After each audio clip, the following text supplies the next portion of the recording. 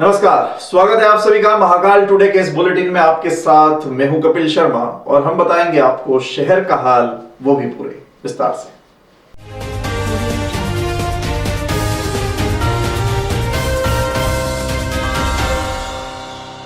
हिंदू धर्म में नवरात्रि सबसे पवित्र पर्व है। नवरात्रि के दिनों में माता दुर्गा के 9 रूपों की पूजा की जाती है।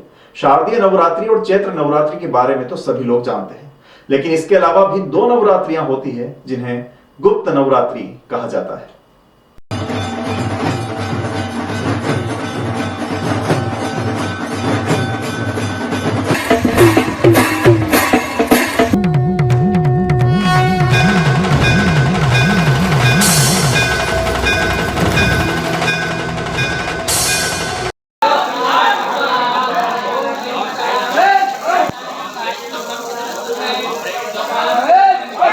गुप्त नवरात्रि में मां दुर्गा के 9 रूपों की पूजा गुप्त तरीके से की जाती है। इससे भक्त की सभी तरह के कष्ट समाप्त हो जाते हैं और माता दुर्गा की विशेष कृपा बरसती है। उज्जैन के प्रसिद्ध ज्योतिषाचार्य पंडित अजय कृष्ण शंकर व्यास के अनुसार देवी आराधना का पर्व माघी गुप्त नवरात्रि 10 फरवरी से प्रारंभ है, जो कि 18 फरवरी को नवरात्रि की पूर्णाहुति के रूप में समाप्त होगी। शास्त्र अनुसार वैसे तो मां के 9 रूपों की पूजा का विधान है, पर गुप्त नवरात्रि में मां काली, त्रिपुरा सुंदरी, महिषासुर मर्दिनी के साथ ही माता की 10 महाविद्या की गुप्त पूजा की जाती है। साधक तंत्र मंत्र यंत्र की सिद्धि के लिए रात्रिकालीन गुप्त साधना करते हैं।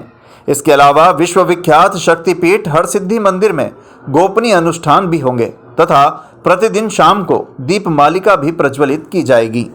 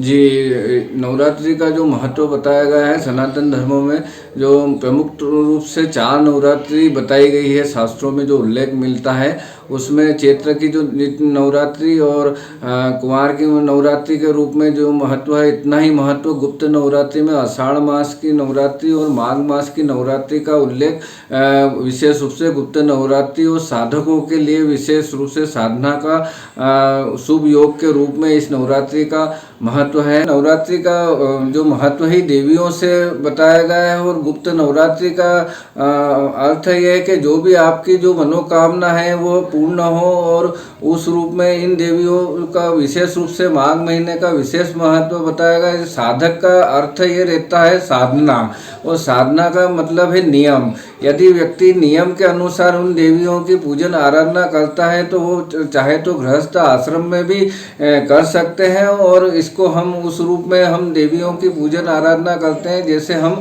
अन्य त्योहारों पे देवियों की पूजन आराधना की जाती है।